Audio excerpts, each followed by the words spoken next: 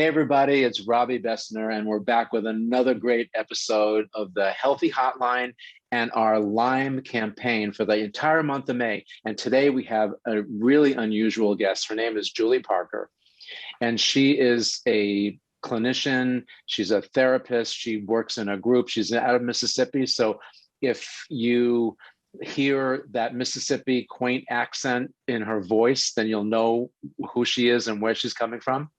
By the way, I have an accent too. I'm from New York, if for those people that don't know that. Julie's been in practice for many years. And what's really cool about what she's going to share with us today is something that really is a topic that is heartfelt for all of us. It speaks to the family dynamic. And, you know, I can't tell you how many times I've heard in the last 25 years from Lyme families, from Lyme patients, that I go to my doctor, I'm not feeling well, I'm not feeling myself. And they say, you know what, we did the labs, we did the tests, we did this, we did that. You're fine. It's got to be like somewhere upstairs. You got a challenge with you go see a psychiatrist. This isn't a physical challenge. But guess what? We know that that's not right, don't we? All of you out there in Lyme land, I'm going to introduce Julie Parker. Welcome to the Healthy Hotline, Julie. And can you spend a minute or two and just give us a little bit of the backdrop of how you got into counseling, a little bit about your practice? By the way, if you need to get to Julie Parker and her group directly, you can get to her by telephone. You can call her local number. It's 901-497-6827. Or you can get to her. She's got a cool website. It's www.counseling, spelled COUNSELING, associates, ASSOCIATES LLC.com. Or you can actually send her an email at counselingassociatesms@gmail.com. So with that, Julie, give us a little bit of the background and tell us sort of in a minute or two about a little bit of your backdrop and then how you got some experience with Lyme in your practice. And then we'll move forward with today's interview. Okay, thanks. Thanks for having me. Well, I got into counseling, for a lot of reasons, I guess. So that would be hard to nail down. But honestly, if you go all the way back, when I was a kid, we moved around a lot. And I encountered counselors at schools. And that was my first exposure to counseling. And I thought, I think I might want to do that, thinking I'd be a school counselor. And then school counseling was not for me. Decided I wanted to be in the community mental health field. Went from there, worked at some hospitals, did various things actually, and then started my private practice about 11 years ago, went out on my own. Got into Lyme. It sounds like it's a fun thing to get into, right? It's not. Got into Lyme in 2013 when my middle child, younger daughter, was diagnosed with Lyme. And she has sort of the unfortunate common background of nobody knew what was wrong with her for a long time. And we finally figured it out. And a Lyme literate physician challenged me when he figured out what I do for a living. He challenged me to get educated. He said, here's a bunch of stuff I need you to do. Here's some things I need you to learn. We need mental health practitioners.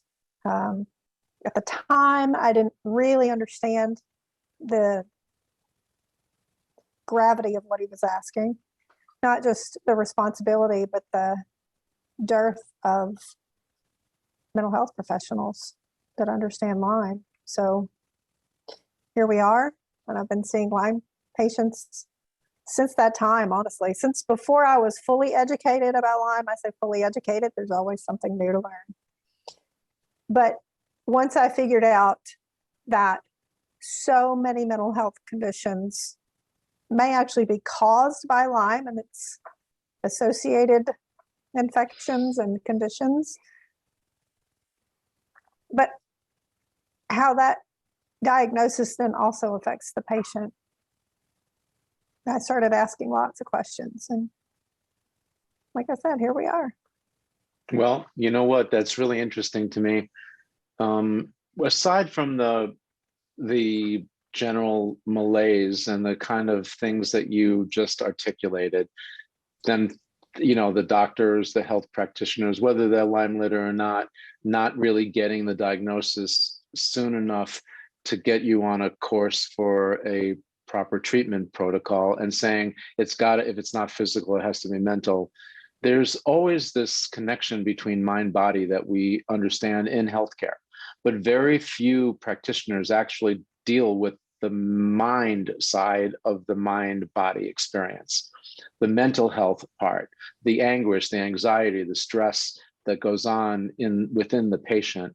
And they're already feeling the physical aspects. And it's very, very hard sometimes, most of the time, to reconcile the emotional part. And then when you extend that out to the family unit, right? So now you've got these caretakers that are surrounding you that supposedly love you and are there to support you, whether it's professional or just in your family unit. And everyone's feeling the same anxiety and frustration because you're not feeling better. They're trying really hard. We're exhausting most of our resources, both financial and people that we know in the community, and yet we're not feeling better.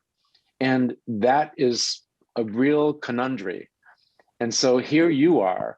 And this is why we're talking today, is because I want everybody out there in Lyme land to understand that there are Julie Parkers out there, maybe not as talented as you, but there are people out there that are designed, and their whole persona is around understanding that dynamic and helping families, helping the patients, helping the caregivers, helping the families get reorganized and getting on the same side of the page, or the same team, in a sense.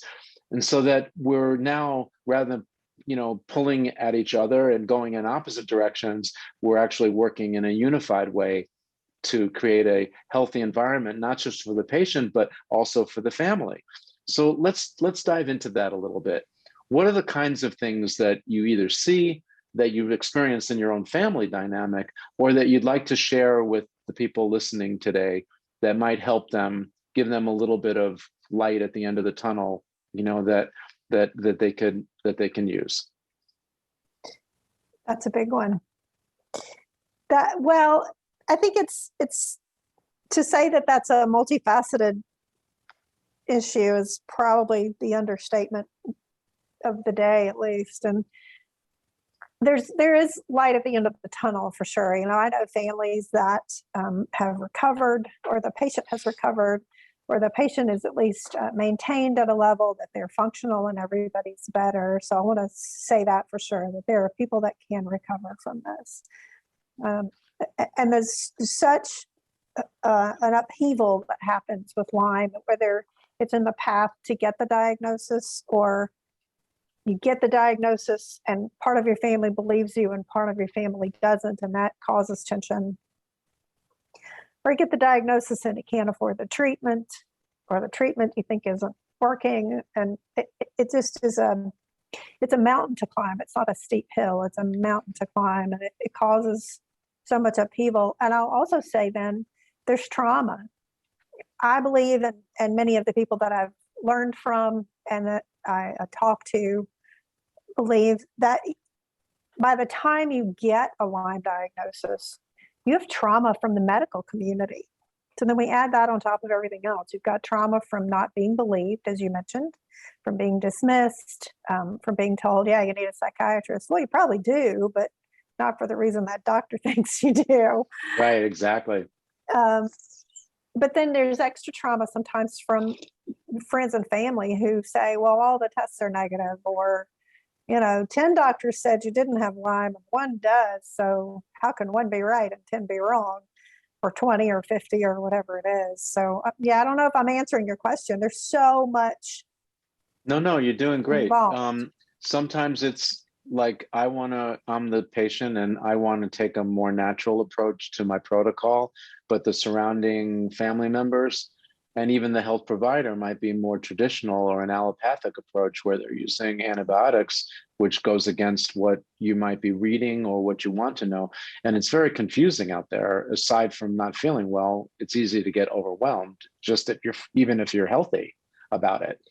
So, but it does raise my curiosity, or at least the people out there, to know, well, first off, that there is hope, and also that it may take a little bit of counseling. And I'm not talking about comprehensive Freudian leather couch, years and years of psychoanalysis. We're just talking about getting everybody in the same room, talking through some of the issues and the frustrations, and then having an active listener like you, because for the little that I know you, because we've only met a few times, I know that you're an active listener, and that's an important thing for a therapist, skill set for a therapist to have, before they come out with giving some helpful guidelines as to the ways to get back on track. But the idea is mostly that you do need an active voice. You do need to be able to articulate your frustrations and let those out, so that it doesn't get bottled up and you become victimized again in another way, just from an emotional standpoint this way, which obviously will have another stress and another impact on you that you don't need. So what kinds of, do you see young people? Do you see old people? Do just a Lyme patient themselves come to you, or does the mother come to you and say, I can't handle this situation in my house anymore with my daughter or my son. I'm doing the best I can, but nothing's working. And tell me how that works within your practice, to give the people out there a feeling for what you do and how to approach this very delicate topic. Okay. Well, I was thinking as you're asking the question, the answer is yes. I see all those people. I see children all the way through adults. Now, primarily, I see teens and older. Okay. When I see children, it's usually, now once in a while I'll make an exception, I'll see children who are Lyme or PANS diagnosed. Right. But in the process of that, a lot of it is helping them understand and maybe learn some behavioral ways to manage what's going on with them. And the focus then ultimately turns out to be the caretaker. With the children anyway. So then, I see a full range of clients or patients. And I do hear a lot, especially from the mothers, actually, about feeling overwhelmed. There's so much responsibility. And I hear often that they end up with decision fatigue. I don't know if that's a concept you're familiar with. There's so many decisions to be made. And, during the course of the day, I get up and what's for breakfast? That's a decision. Well, then when it's not just what's for breakfast is gluten, dairy, sugar, casein free. And then it's, oh no, what treatment do we use? And then how's my child feeling? And, or my spouse or whomever it is, the decisions involved in managing this illness are overwhelming. And so you may have a mother or another parent or another caregiver who just feels like they're being crushed under the level of decisions that they have to make and the responsibility of everything. And so they end up with a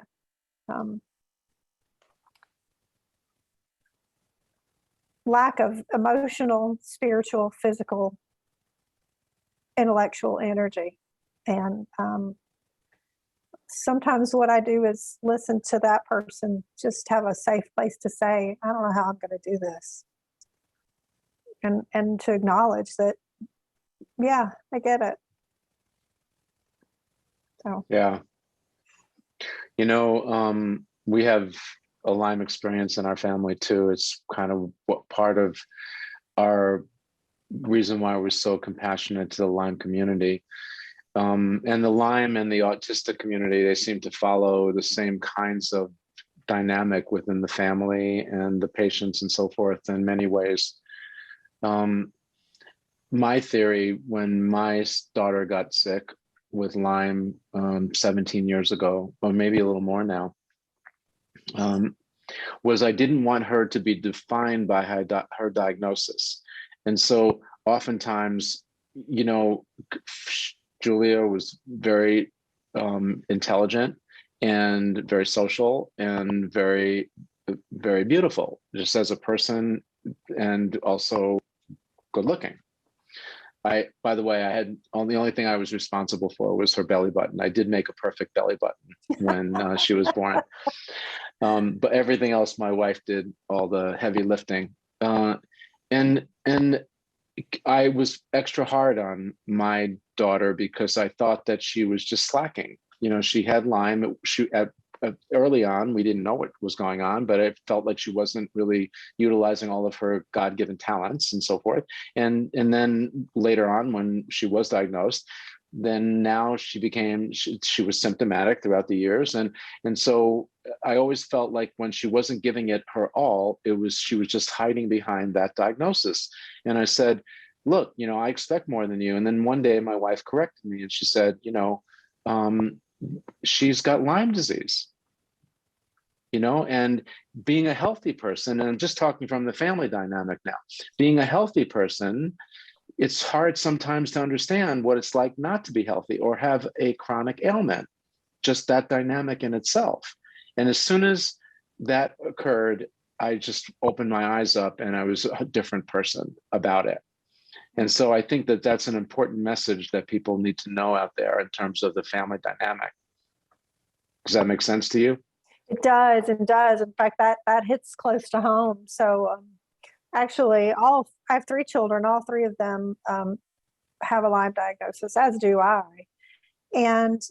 But when my daughter, the one that was first diagnosed, who sort of just dipped us into this world that we didn't even know existed, frankly, until we got there.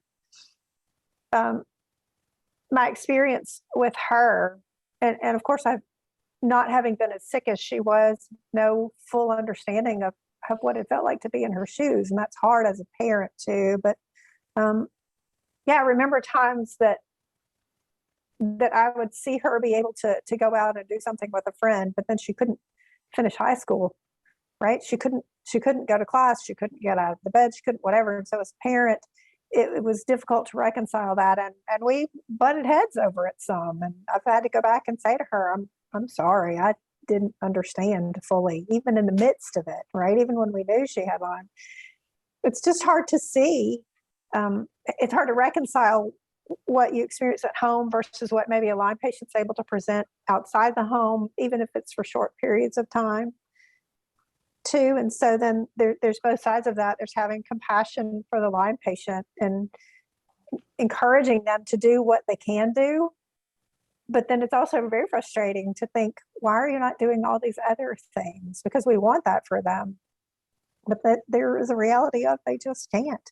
And I do hear that frequently from parents or other caretakers, like, I don't get it. But then also, how come everybody else doesn't get it? I know something I've said over and over again that my daughter would say when she would go out, and she would get so frustrated that other people would say, oh, you're better. That's great. It's nice to see you out. And she would come home just fuming and say, I don't know if it's worth leaving the house anymore. Well, of course it was worth leaving the house. She needed to do that. But it's difficult, again, it's difficult to reconcile that sometimes. And yeah, I will also say, though, along those lines, something that I got some feedback about from some local people that I know that have Lyme or have family members with Lyme, is that they've noticed that many of the children who have these diagnoses have a different kind of resiliency about them. So there are some other positives that come out of this. Right. Some of these kids learn how to face the world in a way that's very different from their peers. Right. Interesting. Just on the back of what you're saying, for us, and I don't know if it was just an epiphany. I just got to a point where I said to my daughter, as I say to many Lyme patients that I talk to, you may always have Lyme. Lyme could be for you like malaria or hepatitis C, where you have it in you, or Epstein-Barr, or like people that have get shingles, for instance. It's a virus that's inside of you. And every so often, every 20 years, every 10 years, when you have an emotional challenge in one side of your life, your immune system gets suppressed, and all of a sudden you have a flare up or you have an episode. And so it could be that to a Lyme patient and all of you out there, that the definition of health or health for your health is just living symptom free and living purposefully, whatever that is, whatever that definition is. So purposefully could be, contributing to your family, or going to graduate school, or getting a job and contributing to your community. It could be just being passionate about a hobby that you like, that you enrich your community and yourself at the same time. And that doesn't have to mean that you're working 14 hours a day or something ridiculous like that, because I think that that's something in the US place, US market or US psychology. But I don't know, if you go to Europe or you come outside the US, they take 2 to 3 hour midday breaks, and they have their dinners at 4 p.m. and in Europe. And the Asian culture has a whole nother way of looking at the same equation that we call life. So however that's defined, I think that it's about being symptom free, which is, could be both emotional and physical, and then living purposefully, which is just contributing to your passion, your bliss, is the way I look at it.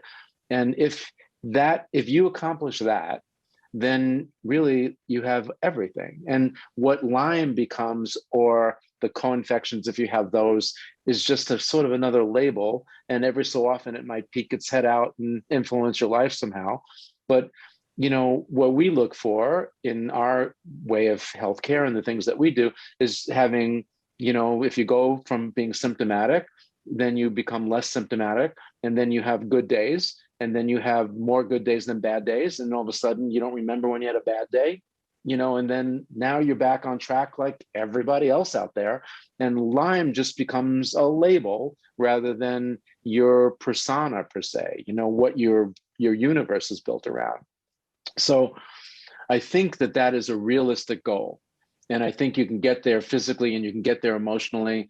But I think part of it has to do with setting a realistic expectation. And if you've got a chronic health challenge, it isn't something that you just take a little red pill or blue pill or green pill, whatever colors these days, and it goes away. It's something you have to work on, like everything else that you achieve in life that's worthwhile. And maybe the Lymies have a little bit more on their plate. But I think at the end of the day, like you said, maybe they come out of the other end of the tunnel with a stronger backbone, a stronger foundation, and stronger principles that they can not only have for their own lives, but share with their community and their families. Yeah. And as you were saying that too, I was thinking that Lyme patients are forced often to look at their balance in life, right? So when you are trying to figure out what you can do in the course of the day and what you can manage, and do you overdo it, or have I overdone it, and oh no, now I'm going to pay for this for 3 days or whatever. But it forces us into thinking about that balance that you talk about, whether it's the rest or working or family time or whatever, that you prioritize that, and it pushes to the forefront the importance of our physical health, but then along with that, all the other health, the spiritual, emotional, and mental health that comes with it. And of course, I'm sure there are Lyme patients that get well and they go work crazy hours and do all kinds of things, and they are, the 14-hour days that you're talking about. But what I see in my little picture of the world that I look at is that Lyme patients do learn to balance more. Right. Yeah. They I don't know, there's some parable that I want to share with you, because it was brought to me, and it's kind of called the spooning effect. And when you may know this one, but the people out there, or at least the families, don't know this, I want to share it, or maybe you should, coming from you. So do you know the story about the spooning?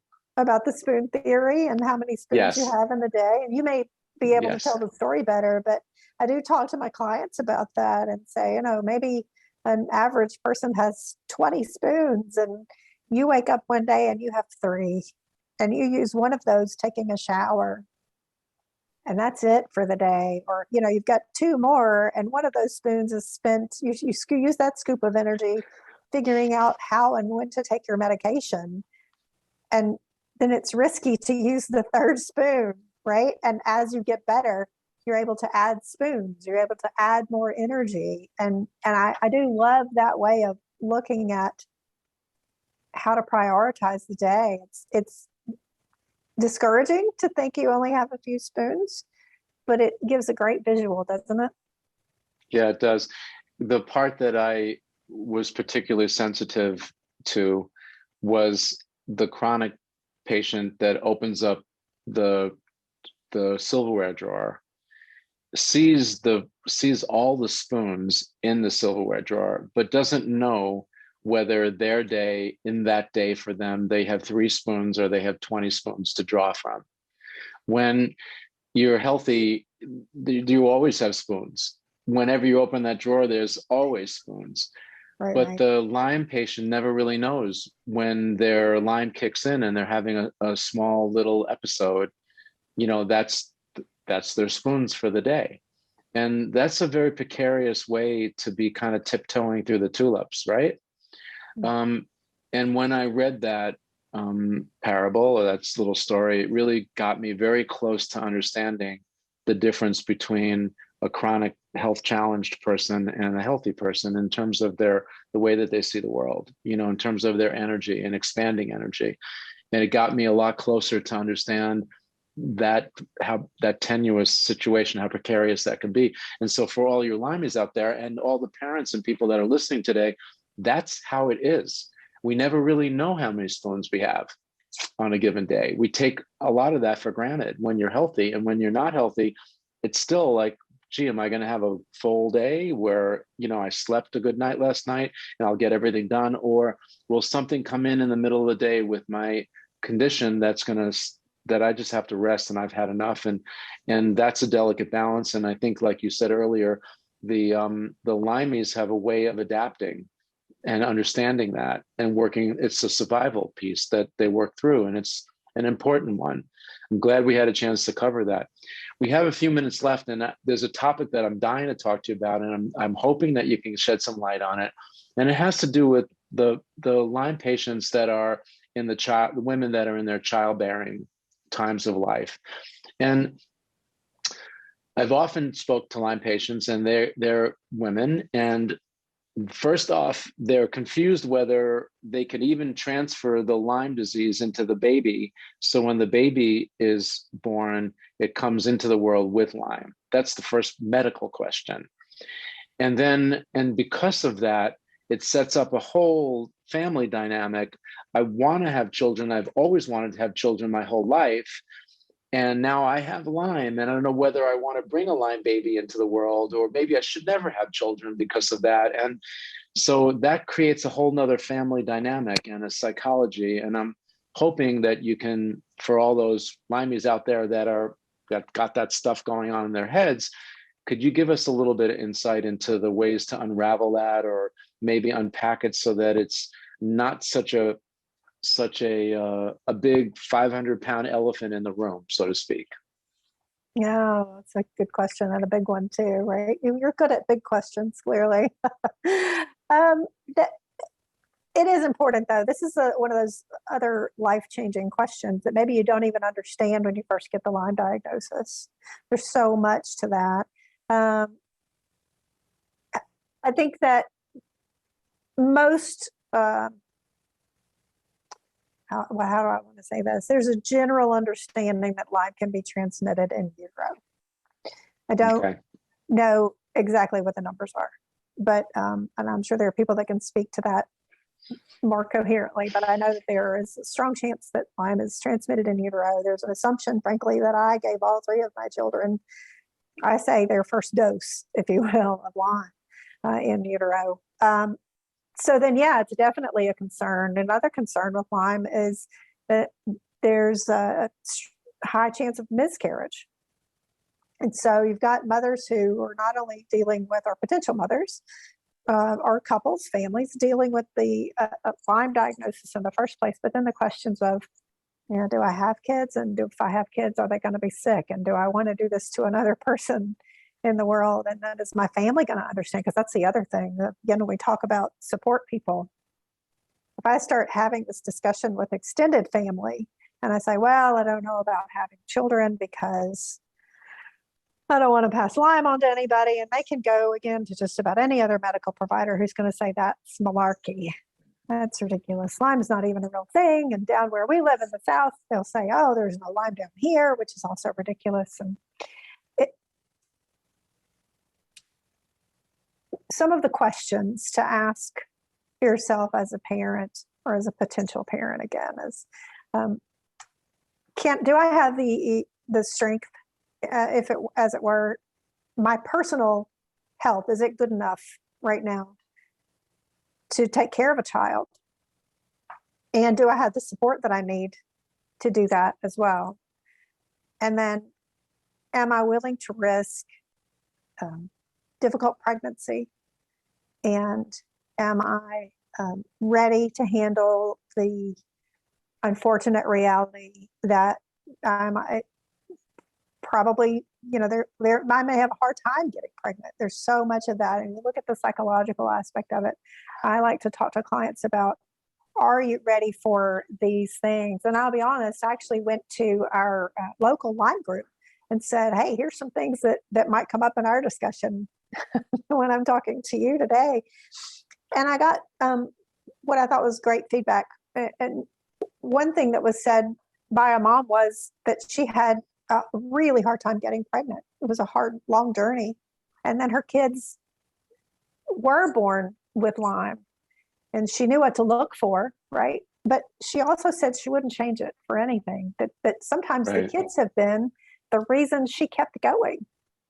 Sometimes the kids have been the reason she said, I can scrape myself up out of here and keep treating and keep doing the things I do. So it obviously has to be an individual or couple decision, but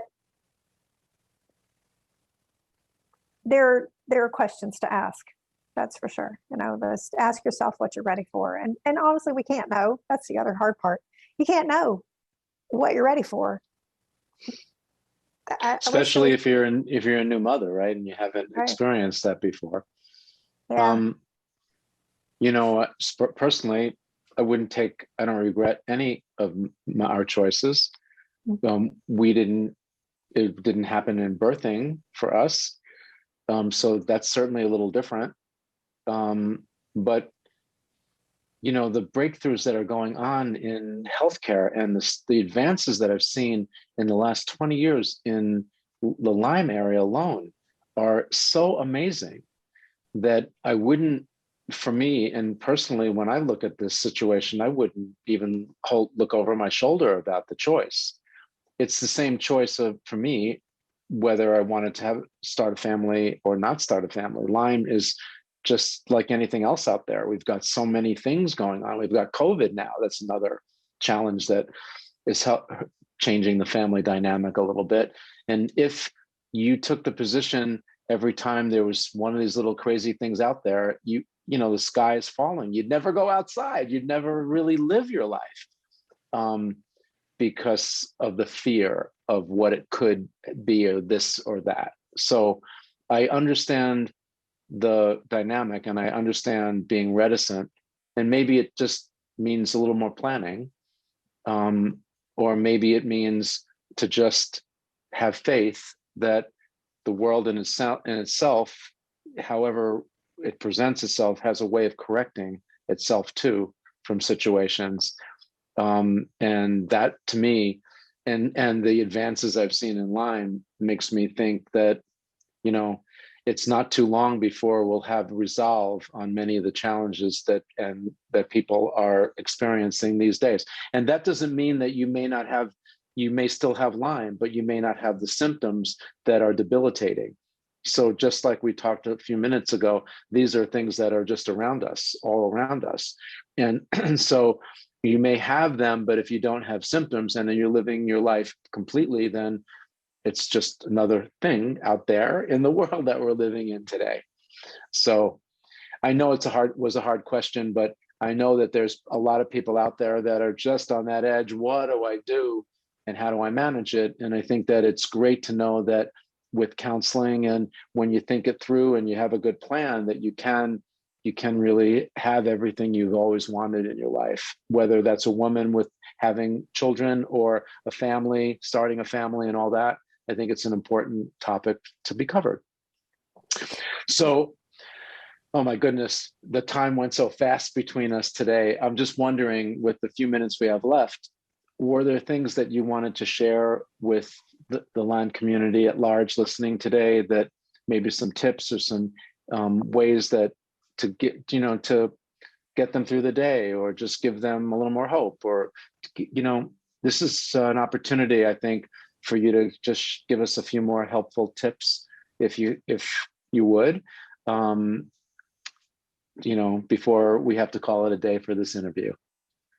Sure. Well, I think it's important to reiterate that Lyme doesn't have to define you. And it, of course, sometimes you can't help it. It is everything, and it can't do anything else.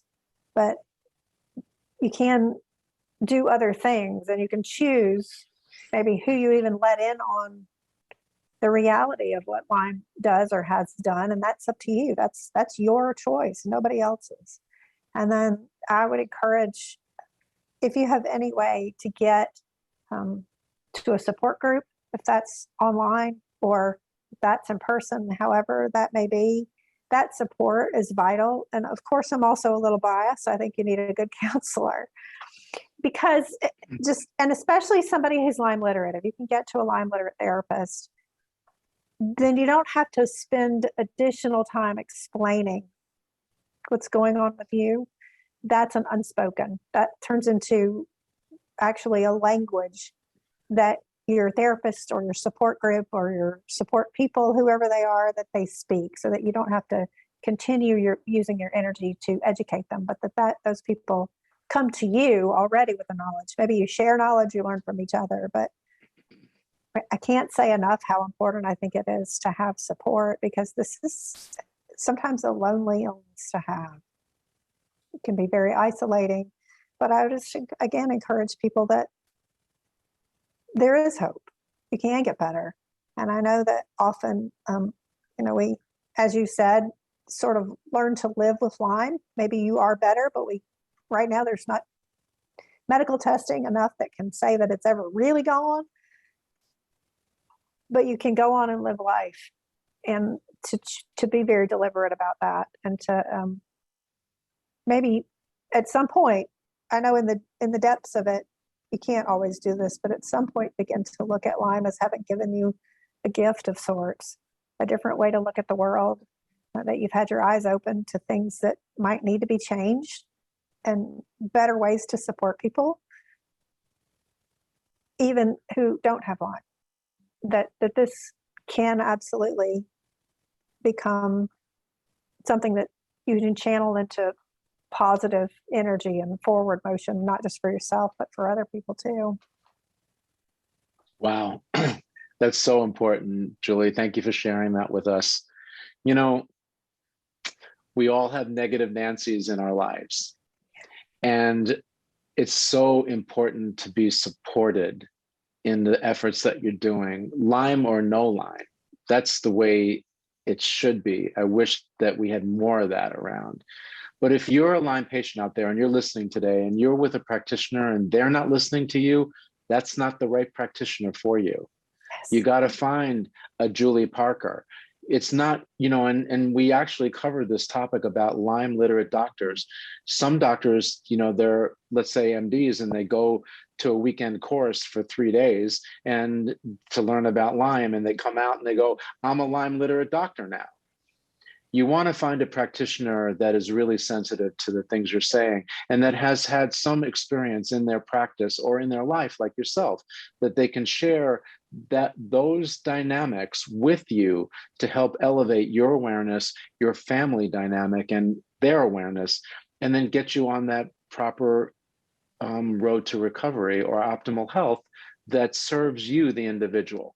And if you don't have that, that's what you're looking for. Ask the questions, find it, find the Julie Parkers out there and their groups like that. You can find Julie, by the way, at 901-497-6827 if you want to call directly, or you can get her on our website, counselingassociatesllc.com, or you can write her at counselingassociatesms@gmail.com. Julie, you're amazing. Thank you so much for being with us today and enlightening us.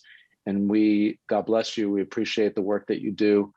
And terrific. Thank you again. Thank you. Thanks, Robbie. Thanks for all that you do too. You're very appreciated.